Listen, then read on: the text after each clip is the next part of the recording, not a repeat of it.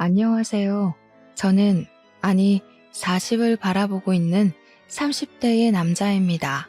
저도 이렇게 다양한 사람들의 이야기가 담겨 있는 곳을 자주 애청하고 있었지만 글을 올리는 건 생각도 해본 적이 없었습니다. 하지만 저에게 일어났던 지난 과거의 이야기가 시청자님들의 속을 시원하게 풀어드릴 수 있을 것 같다는 느낌을 받아 사연을 올리게 되었습니다. 옛날에 부모님께서 저에게 그런 말씀을 해주신 적이 있습니다. 죽을 때까지 믿을 수 있는 친구 한 명 곁에 두고 있는 게 진정한 복이라고요. 저 또한 그런 친구가 있고 그 친구가 제 인생을 아주 뒤바꿔 놓는 데에 큰 역할을 해준 친구라 이렇게 사연으로서 고마움을 전해보려고 합니다. 글을 쓰다 보면 울컥울컥할 타이밍도 있을 것 같긴 한데 최대한 덤덤하게 잘 풀어내도록 노력하겠습니다. 위에서도 말씀드렸듯이 저에게는 서로 힘들 때 옆에 존재한다는 것만으로도 위안이 되는 친구가 한 명 있습니다. 처음에는 이렇게까지 살갑게 맞이할 수 있는 친구는 아니었지만 어떠한 계기로 인해서 친해지게 되었습니다. 저는 소위 말하는 개천용으로 가난한 집안에서 공부머리 하나는 기가 막히게 태어나 전교권이 아닌 전국권에서 우수한 성적을 자랑하던 학생이었습니다. 다 쓰러져가는 집안 형편에 학원 한번 다녀본 적이 없었지만 정말 누구 말대로 교과서 위주로 공부했어요. 처럼 했더니 성적이 쑥쑥 올랐습니다. 물론 비싼 과외를 받는 친구들에 비해 각고의 노력이 필요하긴 했지만 공부를 하면 할수록 이해가 되고 성적이 오르니 제 스스로 만족도가 올랐습니다. 그렇게 열과 성의를 다해 공부를 했던 저는 당연히 수능에서도 우수한 성적을 냈고 당당하게 의대에 진학할 수 있었습니다. 제가 의대에 진학을 한 이유는 딱 하나였습니다. 가난한 이 달동네를 벗어나고 싶다는 열망, 오로지 그것이었습니다. 내노라 하는 명문대 의대에 진학을 하면서 저는 전액 장학금까지 거머쥐며 학교 생활을 시작할 수 있었습니다. 학교에 입학하는 날까지도 내가 최고다 하는 마음으로 스스로의 자존감을 올리며 학교에 첫 발을 디디게 되었습니다. 하지만 학교를 다니면 다닐수록 그 마음이 점점 무너져 내리게 되었습니다.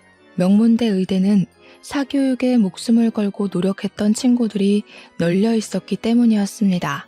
한마디로 공부 잘하는 애들은 널렸고 집안 좋은 애들도 널려 있었습니다. 저처럼 학원 한번 다니지 않고 과외 한번 한 적 없이 남들 풀다 버린 문제집을 주워다가 공부한 애들은 하나도 없더라고요.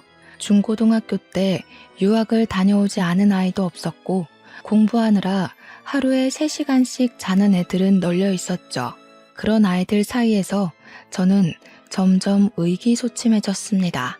특히 조기 유학을 다녀온 아이들끼리 영어 발음을 가지고 지적할 때 저는 엄청나게 위축이 되었죠.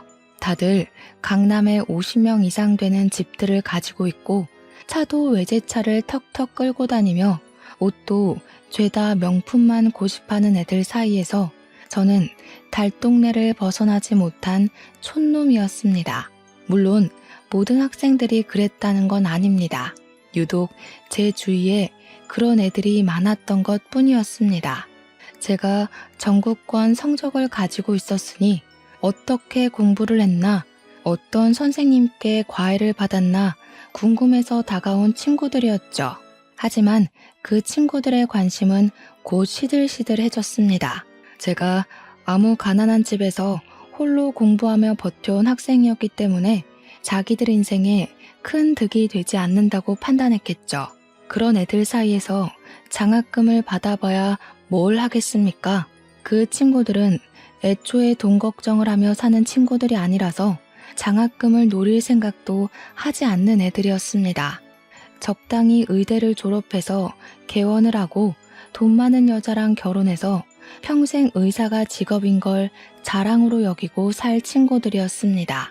저는 학비에 구멍이 생기면 안 되었기에 성적을 유지하고자 매일같이 도서관에서 불이 꺼질 때까지 공부를 했습니다.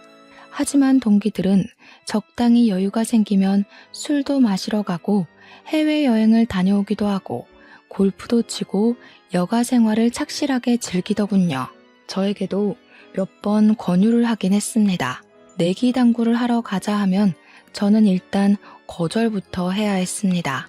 제 당구 실력이 엄청 나빴던 건 아니었으나 내기 값이 한두 푼이 아니었거든요. 그거 낼 돈이 없으니 일단 동기들과 어울리지도 못했죠. 그러다 보니 학과에서 저는 친구가 별로 없었고 나중에는 전국권 성적을 유지하던 애라 그런지 재미가 없다 혹은 우리랑 어울리기 싫단다 하는 오해까지 쌓이게 되었습니다. 저는 차라리 그게 편하다고 생각을 하고 외톨이를 자처했습니다. 혼자 지내면 돈 쓸 일은 없었으니까요. 돈이 없어서 삼각김밥 하나 먹으면서 집중해서 공부를 할 때 그들의 눈에는 밥 먹을 시간이 아까워 대충 삼각김밥으로 허기만 달래고 공부하는 애로 찍혔습니다.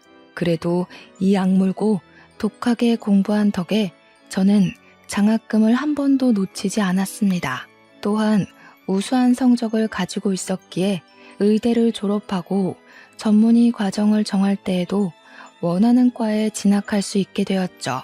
사실 저는 아픈 사람을 살리는 심장외과 의사가 되고 싶다는 꿈이 있었지만 그 자리는 돈이 되지 않는 자리였거든요. 결국 저는 돈이 되는 성형외과나 피부과로 마음을 굳혔고 고민을 하다가 결국 성형외과를 선택하게 되었습니다. 그때 동기들에게 욕도 먹고 시기 질투도 엄청나게 받았습니다. 하루 종일 공부만 하더니 결국 성형외과를 가는 거냐고 역시 돈이 최고지 하는 소리를 들어야만 했죠. 저에게 손가락질을 하는 무리들 속에서 유일하게 제 편을 들어주던 친구가 하나 있었습니다.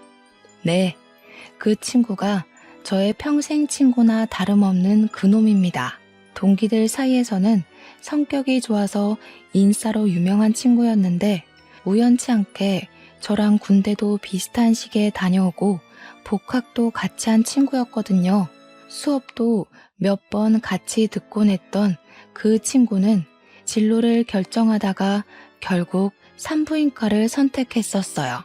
우연치 않게 주변에 있다가 동기들 사이에서 제 이야기가 나오는 것을 듣고 멈칫해 있는데 그 친구가 딱 제 편을 들어주더라고요. 유독 저에 대한 유언비어를 퍼뜨리는 친구에게 야, 경석이가 성형외과에 가든 말든 너희들이 뭘 보태줬다고 고나리 짓을 하냐? 하면서요. 제가 성형외과에 가게 된 것이 부러우면 너네도 놀지 말고 공부하지 그랬냐고 막 쏘아대더라고요. 허구한 날 당구치고 볼링치고 술 먹고 하더니 성형외과 못 가게 돼서 질투하는 거 아니냐고 사실만 이야기를 하더라고요. 그때 저는 제가 없는 곳에서 제 편을 들어준 친구에게 따뜻한 마음을 느끼고 그 친구를 위해서라면 저도 발벗고 나서야겠다고 생각했습니다. 그렇게 모든 과정을 마칠 때까지 저희는 붙어 다니게 되었고 둘도 없는 동기가 되었습니다. 저는 졸업 후에 강남에 있는 성형외과에 취직을 하게 되었고 동기는 대학병원에서 산부인과 일을 보게 되었습니다. 제가 성형외과에 취업을 하고 얼마 지나지 않아 만나게 된 여자가 하나 있었는데 매번 저에게 공짜로 보톡스를 놔달라, 필러를 놔달라 하더라고요. 크게 문제될 건 없었으니까 여자친구의 사리사욕을 위해 제가 여러 번 얼굴에 시술을 해주기도 했었죠. 그렇게 1년을 만나다가 여자친구에게 결혼을 하자고 이야기를 했더니 저한테 그거 진심이냐고 하면서 막 깔깔 웃더라고요.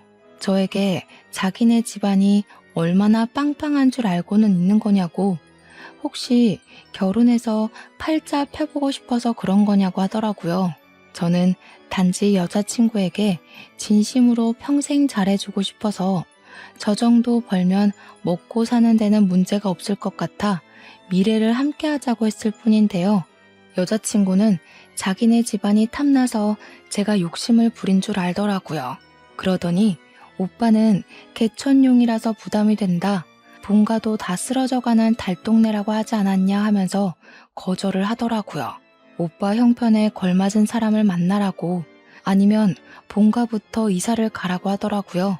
저한테 진심으로 만났던 기간이 있어서 충고를 해주는 거니까 너무 고깝게 듣지는 말라고 하는데 너무 부끄럽고 수치스러웠습니다. 결혼하고 나면 자기가 시댁에 평생 봉사를 해야 할 것 같다고, 자기도 부잣집 시댁 만나서 1년에 한두 번만 얼굴 보고 살고 싶다고 하더라고요. 저랑 비슷한 처지에 있는 여자를 만나야 서로에게 좋을 것 같다면서 헤어지자고 하는데 붙잡을 수가 없었습니다. 저는 그때 받았던 상처로 인해 쭉 여자친구를 사귀는 것을 거부하고 있었습니다. 그러던 어느 날이었습니다. 평소와 다름없이 수술과 진료를 마친 뒤 퇴근을 하려고 나섰는데 산부인과에 간 제 동기 명철이한테서 전화가 온 겁니다. 오랜만에 일찍 끝마치기라도 했나 같이 술이나 한잔할까 싶어서 전화를 받았는데 아주 급한 목소리로 저에게 도움을 요청하더라고요. 여동생이 갑자기 사고를 당해서 얼굴을 크게 다치게 되었는데 재건 수술이 필요할 것 같다는 말이었죠. 대학병원 성형외과는 지금 바로 응급수술을 받을 수 있는 인력이 없다고 저에게 간곡히 부탁하는 게 아니겠습니까? 저는 이미 퇴근을 하러 건물 밖으로 나왔지만 명철이에게 얼른 병원으로 오라고 주소를 알려주었습니다. 마음 같아서는 응급실에 가서 진료를 보라고 하고 싶기도 했죠. 오전, 오후 전부 수술이 있어서 피곤했거든요. 하지만 유일하게 제 편을 들어주었던 친구였고 저도 발벗고 나서주기로 결심했던 친구였기에 병원에 다시 들어갔습니다. 당직 간호사들에게 이야기를 하고 퇴근한 마취과 선생님까지 다시 부탁드려 모시고는 수술을 준비했습니다. 8시쯤 명철이가 동생을 데리고 병원을 왔는데 정말 얼굴이 말이 아니더군요. 코는 옆으로 휘어져 골절이 있었고 눈꺼풀이 찢어져 있었고 얼굴뼈가 안쪽으로 살짝 함몰된 것 같았습니다. 정말 누가 쇠파이프로 얼굴만 때렸나 하는 생각이 들 정도로 심각한 상태였습니다. 정말 대수술이겠구나 싶어서 빠르게 준비를 했고 저녁 8시부터 수술이 시작되었습니다. 늘 저와 호흡을 맞추던 간호사들이 없어서 조금 불편하긴 했지만 베테랑들이라 그런지 금방 손발이 맞더라고요. 피가 많이 흐르고 있었기에 빠르게 지혈을 하고 마취에 들어갔습니다. 함몰된 뼈를 고정하고 패인 곳에는 실리콘을 넣고 휘어진 코를 조정하고 눈꺼풀이 찢어진 곳은 아예 쌍꺼풀을 새로 만들었습니다. 흉이 남을 것이 분명했던 자리였기에 최대한 가리기 위한 어쩔 수 없는 선택이었습니다. 얼굴형이나 모습이 확실히 실리콘을 넣음으로써 달라지긴 했습니다. 수술로 인해서 많이 붓긴 했지만 명철이 동생의 원래 얼굴을 아는 사람이라면 수술 자체는 성공적이었다고 말하고 싶네요. 수술이 전부 끝나고 나니까 무려 새벽 2시더라고요. 6시간을 꼬박 수술에만 매달린 것이었습니다. 저는 제 일을 도와준 간호사와 마취과 의사에게 진심으로 감사함을 전하고 미안한 마음으로 1인당 50만 원의 금일봉을 지급했습니다. 간호사들은 갑자기 생겨버린 수술에 불평을 하다가 50만 원이 입금되니까 바로 고생하셨다고 태도를 바꾸더라고요. 역시 돈이 최고지? 하면서 농담을 하고 명철이에게 수술은 성공적으로 끝났다고 이야기를 했습니다. 명철이는 진심으로 저에게 고맙다고 하면서 돈은 지불하겠다고 이야기를 했지만 저는 딱 잘라 거절했습니다. 명철이가 그래도 하면서 계속 우물쭈물하길래 내가 얼마나 잘 나가는 성형외과 의사인 줄 아냐고 했죠. 재건 수술하는 데만 몇 천만 원을 받는 의사인데 갑자기 그 돈을 어떻게 주겠냐고, 마음만 받을 테니까 너도 나중에 나 필요할 때 한번 도와줘라 했습니다. 산부인과 의사가 뭐 해줄 게 있겠냐 하는데 나 결혼해서 아이 생기면 네가 받아주면 되겠네 했죠. 명철이가 막 웃으면서 너 연애 안 하고 비혼으로 살겠다더니 진심이냐 하더라고요. 그럼 나중에 술이나 한 잔 사라 하면서 여동생은 오늘 태어날 수 없다고 이야기를 했습니다. 눈이나 코는 상관없는데 얼굴뼈 함몰 때문에 무균실에서 처치를 받아야 한다고 했더니 끄덕이더라고요. 당직 간호사들에게 부탁을 하고 저는 녹초가 되어 퇴근을 했습니다.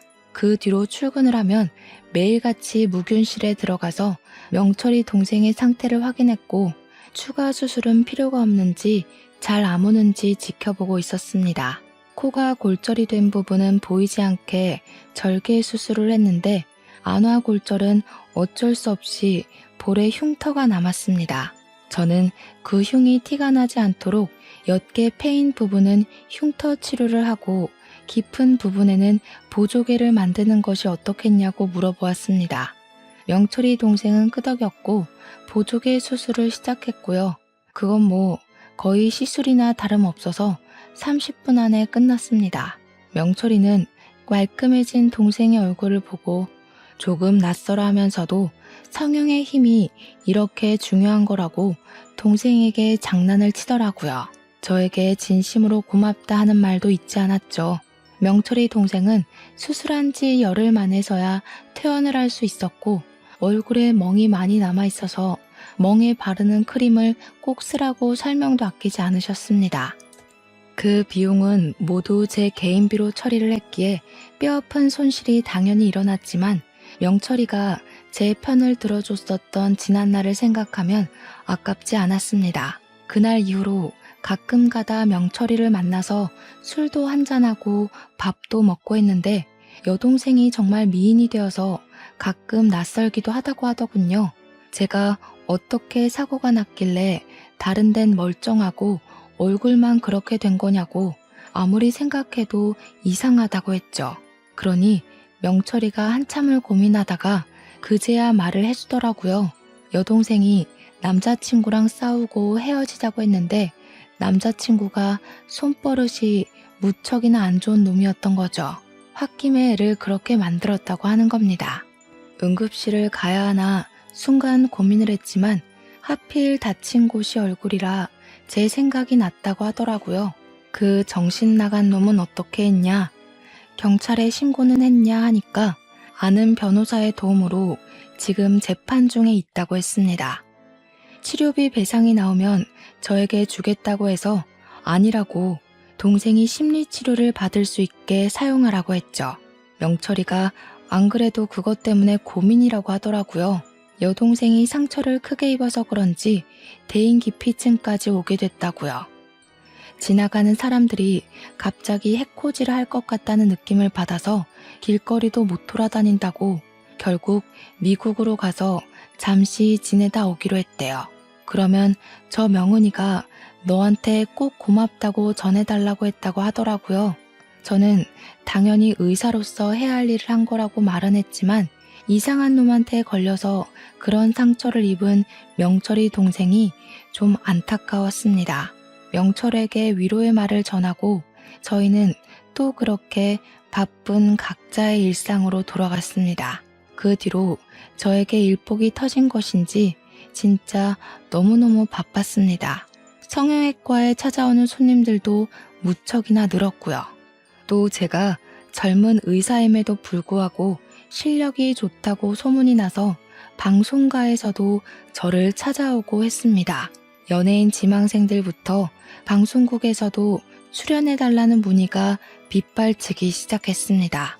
바쁘게 살던 와중에 제가 방송을 하나 나가게 되었는데 그 프로그램에서 코너 속의 코너를 진행하는 캐스터와 안면이 생기게 되었습니다. 저한테 먼저 살갑게 선생님이 성형을 그렇게 잘하신다고 하던데 제 친구들도 선생님께 코 수술했더라고요. 제 코도 한번 봐주세요 하면서 다가왔습니다. 코 수술 이미 하신 거 아니냐고 물어보니 했죠. 근데 방송물 먹는 애들은 2번, 3번 하잖아요. 하더라고요. 자기는 한 번밖에 안 했다면서 지방 촬영 때문에 바쁘긴 하지만 시간 내서 찾아오겠다고 하더라고요. 성격이 참 털털해 보였습니다. 그래서 연락 주고 오시라고 명함을 하나 드렸어요. 그 뒤로 연락이 왔는데 성형 얘기는 물어보지도 않고 제 개인사를 막 물어보더라고요. 원래 성형외과 의사들이 엄청난 재력가 집안 자제들이라는데 그거 루머죠? 하면서 말이죠. 그래서 제가 네, 루머예요. 저도 개천용인데요? 했더니 어머, 나 개천용 정말 좋아. 그거야말로 진짜죠. 자기 관리 잘하고 자기 일 열심히 한 사람의 증거 아니겠어요? 너무 멋있다. 그러면서 뭐 자기가 이번에는 전주에 왔는데 여기 비빔밥이 진짜 맛있다고 사진 찍어서 보내주기도 하더라고요.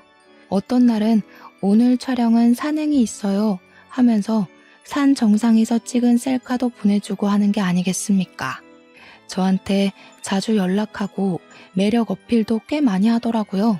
처음에는 얼떨떨해서 뭐지? 하면서 넘겼는데 저도 점점 이 여자의 연락이 기다려지고 뭐 하는지 궁금하고 그러더라고요.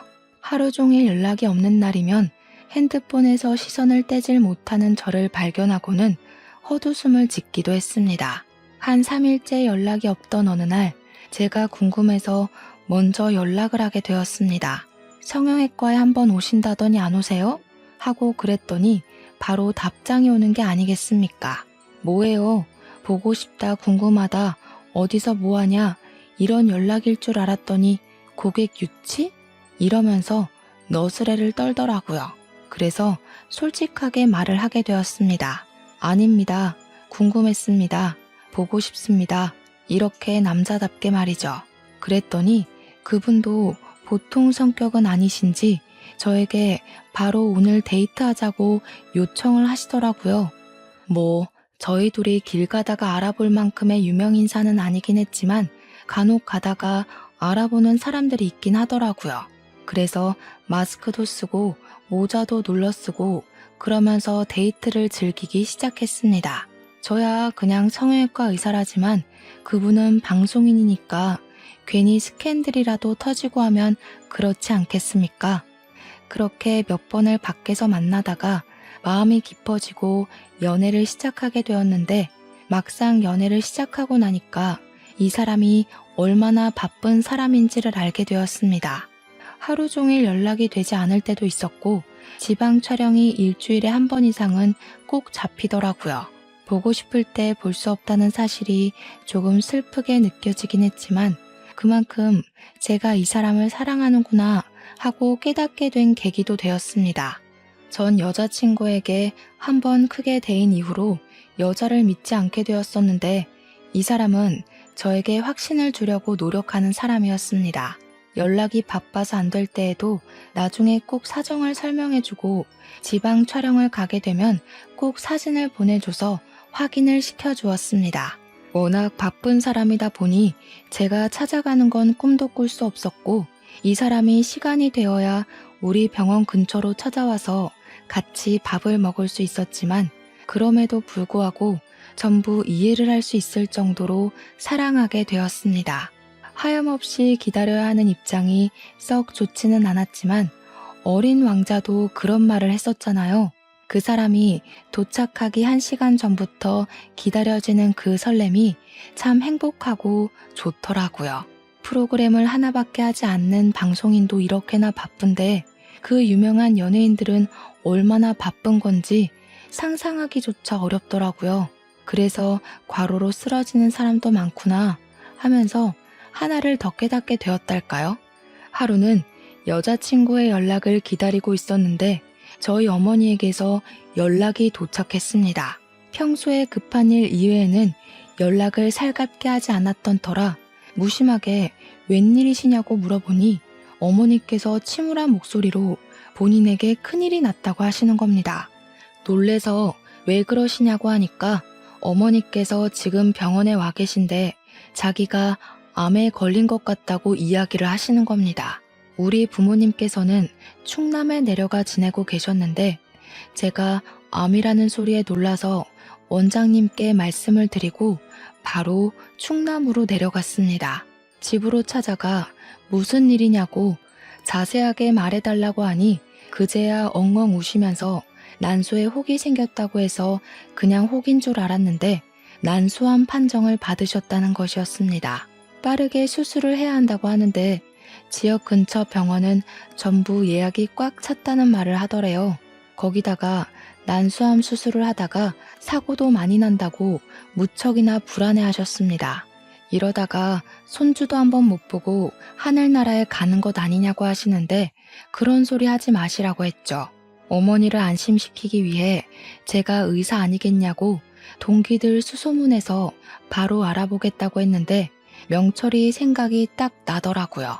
명철이가 산부인과 의사였고 대학병원에서 일하고 있었으니까요. 바로 연락을 해서 명철이에게 너네 병원에서 진료를 좀 받을 수 있냐고 물어보니까 명철이가 저한테 결혼할 여자라도 생겼냐고 하더라고요. 축하한다면서 산정검사가 유행이니 뭐니 하길래 그게 아니라 우리 어머니께서 아프시다 말을 했습니다. 화들짝 놀라길래 난소암이라고 하는데 수술이 가능할지 모르겠다고 여기가 시골이라서 좀 알아봐 줄 수 있냐고 말했더니 바로 서울로 오라고 하더라고요. 서울에 와서 다시 한번 진단을 받아보는 게 좋을 것 같다고 해서 제가 사는 오피스텔로 부모님을 모시고 올라왔습니다. 원래 대학병원에서 진료를 받으려면 짧게는 한 달, 길게는 몇 년도 기다린다고 하더라고요. 근데 명철이가 너무나도 고맙게 본인 담당 교수님 스케줄을 변경해서 바로 예약을 잡아줬습니다. 제가 명철이에게 네가 진료를 봐줘도 되는데 라고 하니 자기는 아직 펠로우라고 수술을 하긴 하지만 그래도 권위자가 하는 게 좋지 않겠냐고 하더군요. 뭐 서울에 올라와서 CT도 찍고 피검사도 하고 여러 가지 검사를 마친 뒤 교수님을 배웠는데 저에게 지방 병원에서 난소암 3기라고 했냐고 의아한 표정으로 물으시더라고요. 그러면서 다시 보니까 1기 정도로밖에 안 보입니다. 아마 판독하다 실수가 난 것 같다고 차근차근 설명을 해주셨습니다. 수술은 바로 하고 꾸준히 항암 치료 받으시면 완치 가능성이 높으니까 겁먹지 마시라고 환자의 의지가 중요하다고 하시더라고요. 제가 감사합니다 하니 교수님께서 저를 기억하신다고 하시더라고요. 경석이가 명철이네 학번 수석 아니었냐고 심장외과에 관심 있어 하더니 성형으로 갔다고 심장외과 김 교수가 아주 아쉬워했다고 하시면서요. 부모님 앞에서 수석 이야기를 꺼내주시니까 뭔가 뿌듯하더라고요. 기억해 주셔서 감사하다고 했더니 걱정하지 말고 마음만 편하게 먹으라고 스트레스 안 받아야 수술도 잘 되는 거라고 해주셨습니다. 그 뒤로 어머니께서는 바로 입원을 했고 기다림이 무색하게 정말 번갯불에 콩 구워 먹듯 수술까지 받을 수 있게 되셨습니다. 저도 의사이지만 이래서 인맥이 참 중요하다고 하는 거더라고요. 제가 정신이 없는 사이에 여자친구에게서 연락은 있었지만 한 번을 찾아오지 않았습니다. 저랑 그래도 꽤 오래 만난 사이고 우리 나이가 점차 차올라가니까 슬슬 결혼 이야기도 꺼내고 싶었거든요. 그런데 저희 어머니께서 대학병원에서 큰 수술을 한다고까지 했는데 수술에 관한 이야기도 어머니의 이야기도 꺼내지 않는 여자친구에게 좀 서운했어요. 찾아오는 건 무리여도 연락 한 통은 줄 수 있는 것 아닌가 하는 생각이 들었거든요. 그날은 오랜만에 병원에 연차를 내고 제가 어머니의 병실에서 병수발을 들고 있었던 날인데 어머니께서 TV를 딱 트시더라고요. 재방송이 나오고 있었는데 제 여자친구가 진행하는 프로그램이 떡하니 나오고 있었습니다. 어머니의 반응이 궁금하기도 해서 어머니께 저 방송 진행하는 여자 어떤 것 같냐고 물어보니까 어머니께서 누구? 저 캐스터? 하시더라고요. 예쁘게 생긴 것 같지 않냐? 실제로 보면 더 예쁘다더라 하니까 어머니께서 피식 웃으시는 겁니다. 얘가 공부만 하느라 아무것도 모르는구나. 저 여자 예전에 엄청난 스캔들 하나 있었잖아. 뭐라더라? 무슨 대기업 회장이 스폰서라고 그랬나? 아무튼 누구 첩질한다고 난리 났었잖니. 저 여자가 원래 주부들 보는 프로그램에 죄다 출연했던 여자였는데 그 기사 하나로 완전히 인기 떨어져서 이 프로그램 하나 하잖아. 얼굴만 예쁘면 뭐해? 어이구. 저는 그 말을 듣고 머리를 한 대 얻어맞은 것 마냥 멍하니 아무것도 할 수 없었습니다. 제 여자친구가 다른 남자, 그것도 늑다리 기업 회장을 스폰서로 두고 있었다는 게 믿어지지가 않더라고요. 그 이야기를 들었는데 제가 어떻게 가만히 믿고만 있을 수 있겠습니까? 저는 바로 여자친구에게 만나자고 연락을 넣었습니다. 그러니 저에게 오늘은 조금 바쁘다고 이야기를 하더라고요. 그날은 평소에 방송 촬영이 없는 날인 걸로 알고 있었거든요. 그래서 오늘 일정 없는 날 아니냐고, 방송이 나오는 날에는 생방 끝나고 집에 가는 거 아니냐고 하니까 오늘은 일이 아니라 개인적인 약속이 있다고 하더라고요. 아무리 개인적인 약속이라고 해도 어머니께서 암으로 고생하시고 있는 남자친구가 급하게 만나자고 하는데 거절을 하니까 좀 그랬습니다. 그럼 약속이 끝나면 만나자고 제가 한 수 물러서 이야기를 하니 언제 끝날지 모르는 약속이라고 말을 흐리더군요. 제가 밤 10시고 11시고 기다리겠다고 하니까 저한테 신경질적으로 바쁘다니까 왜 그러는 거냐고 이야기를 하더라고요. 순간 스폰서 이야기가 머릿속을 둥둥 떠다니는데 정신 나갈 것 같았습니다. 혹시 아직도 그런 짓을 하고 다니는 건 아닐까 하는 의심이 자꾸 스멀스멀 기어오르는 거죠. 가끔 가다가 밤에 연락이 안 되던 날도 있었고 여자친구가 만나자고 하는 날에만 겨우 만날 수 있었던 것들이 생각나더라고요. 저의 의심은 점점 확신으로 바뀌고 있었습니다. 그래서 저는 연인 사이니까 솔직하게 말을 해야 한다고 생각이 들어서 지금 의심이 든다고 말을 했습니다. 당신에게 스폰서가 있었다는 이야기를 이제 와서 들었다고 솔직하게 말을 해달라고 했더니 바로 여자친구에게서 전화가 오더라고요. 그게 언제적 루머인데 아직까지도 믿고 있냐면서 오히려 저에게 실망이라는 말을 하더라고요. 솔직하게 말해달라고 그거 루머 맞냐고 다그쳤습니다. 그랬더니 지금 자기를 못 믿는 거냐면서 그 루머 때문에 방송도 다 잘리고 자기가 정말 힘들게 살았다고 하더라고요. 그 대기업 회장이 누구인지 아냐고, 누군지는 안 뜨고 소문만 있는 거라고, 자기가 그 기사를 쓴 기자 명예훼손으로 고소도 했었다고 하더라고요.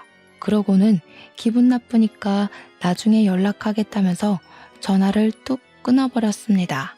저는 어머니 병실에 앉아서 그 기자가 누구인지 열심히 검색을 해보았습니다. 기사가 다 내려간 탓에 아무리 찾아도 원본 기사는 찾을 수가 없었고 기사를 쓴 기자도 누군지 찾을 수가 없었습니다. 막막하던 순간에 여자친구의 안티카페가 있을까 싶어서 검색을 해보니 딱 하나가 뜨더라고요. 회원수가 500명 뿐인 초라한 안티카페였지만 가입을 해서 글을 찬찬히 살펴보니 떡하니 그 기자의 이름이 적힌 기사가 올라와 있었습니다. 저는 서둘러 확인을 하고 기자 이메일을 찾아서 메일을 남겼습니다. 방송인 유미애 씨의 스폰서 내용을 확인하고 싶다고 말입니다. 그 기자가 다음날 저에게 연락이 와서는 그 기사 때문에 자기가 명예훼손으로 고소를 당해서 벌금도 냈었다고 입 밖으로 꺼내기 싫다고 이야기를 하더라고요. 그래서 솔직하게 저도 오픈을 했죠. 제가 남자친구인데 그 내용으로 과민 반응을 하더라. 좀 수상하다. 자세하게 알고 싶다. 구구절절 말입니다. 만나서 이야기를 하자고 먼저 요청을 하길래 병원으로 와달라고 부탁을 하니 오셨더라고요. 멋쩍게 앉아서 이야기를 들을 수 있었습니다. 유미애 씨, C기업 이 회장이랑 그렇고 그런 사이 맞아요. 제가 직접 찍은 사진도 있었고요. 물론 C기업에서 저한테 수십억대 소송을 걸겠다고 으름장을 내서 2차 폭로는 무기한 중지되었죠. 상대방은 숨기고 기사를 냈는데 명예훼손으로 그 여자가 소송을 걸 줄 알았겠습니까? 덕분에 1,000만 원이나 벌금을 냈어요. 근데 남자친구 맞아요? 왜 이런 걸 캐고 다닙니까? 아무래도 그 스폰이 아직도 이어지고 있는 것 같다는 의심이 들어서 말입니다. 증거는 없지만 밤에 연락이 안 될 때도 있고 촬영이 없는 날에도 촬영한다고 거짓말을 하더라고요. 그 여자 원래 이쪽에서는 유명했어요. C기업 말고도 다른 기업 회장들이랑도 뭐 있을걸요? 아무튼 남자친구라고 하시니 좀 안 됐네. 그냥 빨리 헤어지세요. 그게 똥 피하는 길입니다. 병원 로비에서 그런 이야기를 하고 있는 와중에 명철이가 지나가다가 저를 보고 반갑게 달려왔습니다. 기자분을 보더니 저한테 오 뭐야 여자친구? 하고 물어보더라고요. 그래서 아니라고 기자님이라고 소개를 하니 명철이가 당황해하면서 기자를 왜 만나고 있냐고 성형외과에 무슨 일 생긴 거냐고 물어보더라고요.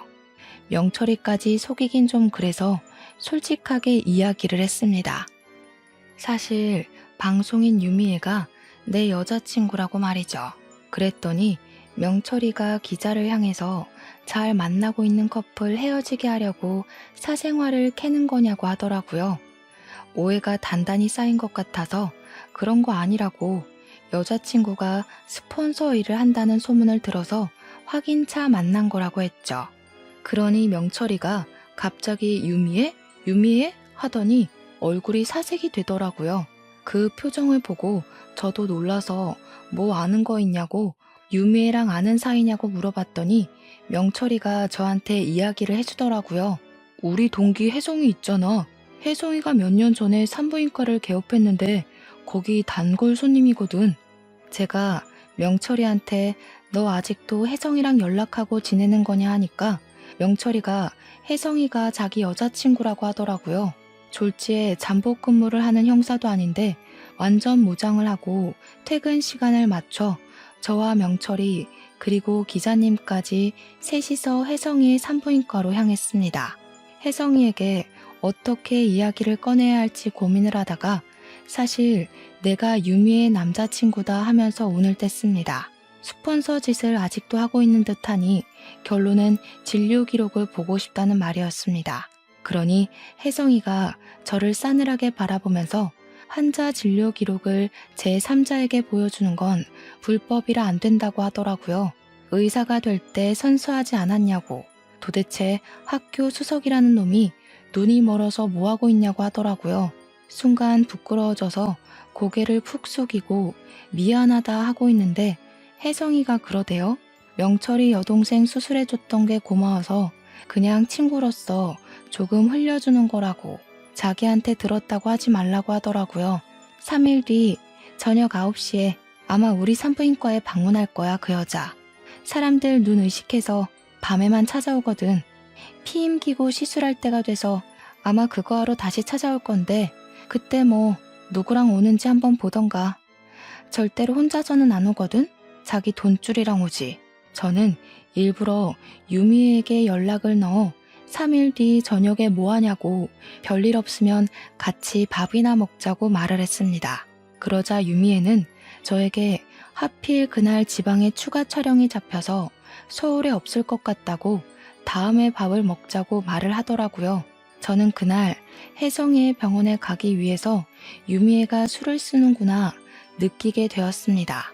최대한 아쉬운 척하면서 그럼 나중에 서울에 오면 보자고 이야기를 했더니 지방 촬영하고 나면 힘들다고 일주일 뒤에 보자고 하더군요. 명철이에게 이야기를 들어보니까 피임 시술을 하면 며칠은 좀 쉬어야 된다고 하지 않겠습니까? 저는 이를 갈고 복수를 하기 위해 차근차근 계획을 짜기 시작했습니다. 결전의 그날이 다가오고 저는 긴장감으로 손이 미끄덩거릴 정도로 땀을 줄줄 흘렸습니다. 혜성이의 산부인과가 저녁 6시 30분이면 문을 닫기 때문에 저와 명철이 그리고 기자까지 3명은 산부인과 안에 몰래 들어와 잠복을 하고 있었습니다. 큰 병원이 아닌 개인 병원이라서 가능한 일이었습니다. 한참을 기다리고 있는데 정말 9시가 조금 넘자 유미애가 불 꺼진 산부인과에 간접등 불빛에 의지를 한 채 들어오더라고요. 명철이는 저게 유미애가 맞냐면서 긴가민가해했지만 저는 한눈에 딱 알아볼 수 있었습니다. 모자를 푹 눌러쓰고 마스크로 얼굴을 꽁꽁 싸맨 채 조심히 들어왔지만 말이죠. 왜냐하면 그 모자와 마스크가 저랑 데이트할 때도 자신의 신변을 숨기기 위해 사용했던 소품이었어요. 웬 남자의 팔짱을 끼고 둘이 다정하게 들어왔는데 이상하게 젊어 보이는 겁니다.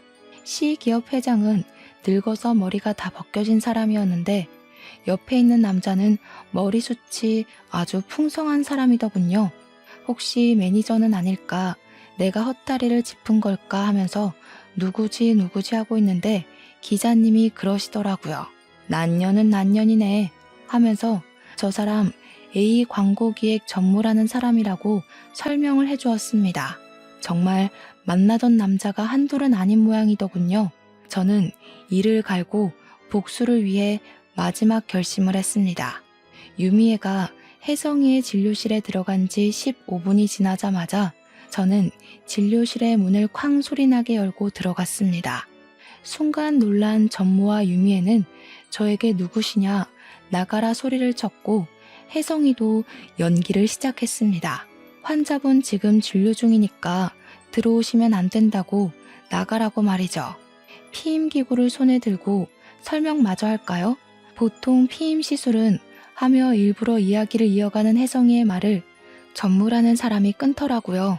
저는 유미애를 향해 너 딱 걸렸어 라고 말을 했고 전무는 여기 사람 없냐고 이 사람들 좀 끌어내라고 소리를 치더라고요. 영업이 끝난 산부인과에 다른 직원이 누가 있겠습니까? 기자는 바로 셔터를 눌렀고 그 둘은 얼굴을 가리면서 찍지 말라고 연신 소리치고 있었습니다. 나가려는 전무를 명철이가 뒷덜미를 잡아두었고 유미애는 꼼짝도 못하고 저한테 오빠 하더라고요. 제가 싸늘하게 쳐다보자 갑자기 신경질을 내며 소리를 쳤습니다. 지금 나를 미행한 거야? 여긴 어떻게 알고 찾아온 거야? 그래, 미행했다. 이게 더럽게 스폰을 받고 다녀? 저희 둘이 싸우고 있는데도 전무라는 사람은 본인 신상을 숨기기에 바쁘더라고요. 기자의 카메라를 잡아차려고 하는데 명철이가 막았습니다. 유미애는 저에게 오해하는 거라고 이야기를 했지만 저는 피임기구를 가리키며 저게 어떻게 오해냐고 했죠. 피임 시술에 대해 이야기하는 걸 다 들었는데 다른 남자랑 떡하니 나타나서 뭐 하는 거냐며 유미애의 뺨을 치려고 했습니다. 그러자 혜성이가 저를 말리더라고요. 환자분 지금 임신 초기 상태라 안정을 취해야 합니다. 폭력을 쓰시면 경찰 부를 거예요. 저는 그 말에 세상이 무너지는 것 같았습니다. 기자는 바로 이거 완전 대박 기사감이라며 진료실을 나섰고 유미애는 저에게 매달리기 시작했습니다. 아마도 제 아이라고 속이려고 했던 것 같습니다. 피임기구는 시술을 하려던 게 아니라 제거를 하려고 했던 것 같고요. 그 A광고 전무라는 사람도 유부남이었는지 저에게 돈을 주겠다며 비밀로 해달라고 기사도 쓰지 말라고 애원을 했습니다. 제가 그걸 왜 들어줘야 하는지 모르겠더라고요. 이미 기자는 기사를 쓰러 갔는데 말이죠. 기자는 명예회복을 위해서 그런 건지 모르겠지만 C기업에 연락을 넣어서 유미애에게 다른 스폰서도 있고 임신도 한 사실을 알렸다고 했습니다. 제대로 이를 갈았는지 기사는 연일 특종에 올랐고 유미애는 바로 매장되었습니다. 딱 하나 하던 프로그램에서도 자취를 감추게 되었죠. 저는 당연히 헤어졌고요. 유미애는 유부남 킬러라는 별명이 생겼습니다. 그 이후로 여자에게서는 단 한 통의 연락도 오지 않았습니다. 저희 어머니는 수술이 잘 되어서 항암도 3차까지만 하면 된다는 이야기를 들었고요. 이래서 참 인연이 중요하다는 생각을 하게 되었죠. 혜성이랑 명철이도 저에게 곧 결혼을 하게 되었다면서 청첩장을 주길래 축하의 말을 아낌없이 전했습니다. 저에게 좋은 인연이 나타날 거라고 하길래 저도 당장 결혼 생각은 없지만 좋은 사람이 나타났으면 좋겠다고 했습니다. 아마 이런 일을 겪고 났으니 다음에는 더 좋은 사람 찾아갈 수 있겠죠? 여러분들도 저를 응원해 주셨으면 좋겠습니다. 제 이야기는 여기서 마치도록 하겠습니다. 감사합니다.